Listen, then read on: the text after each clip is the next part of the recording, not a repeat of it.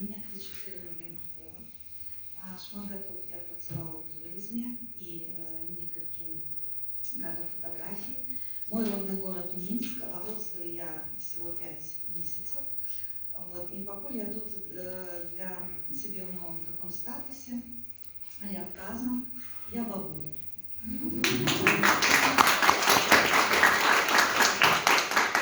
Я вже робила свої перші кроки до свого бізнесу. Мне сподобаются верши одной из самых лиричных и романтичных поэтов Беларуси Евгении Янишиц.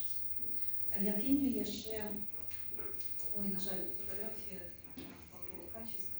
Евгению еще называют Полесская ластовка, Есельдянка.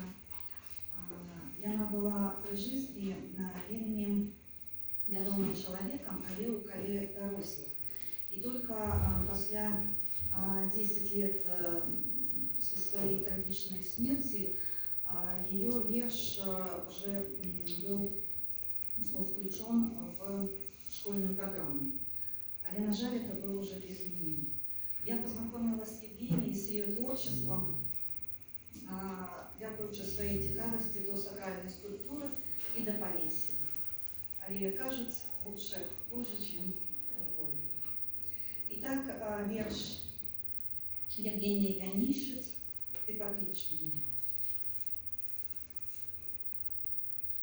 Ты покличь меня, позови. Там заблудимся у хмельных травах. Починається все з любви. Навіть самое простое яво. І тоді душою не крови, по дороге життя широкой. Починається все з любви. Перший поспіх і перші кроки. Проручаються солов'ї, і зміняються краєвіди. Починається все з любви. Но вот ненависть и огида. Ты покличь меня, позови 100 дорог за моими плячима. Починається все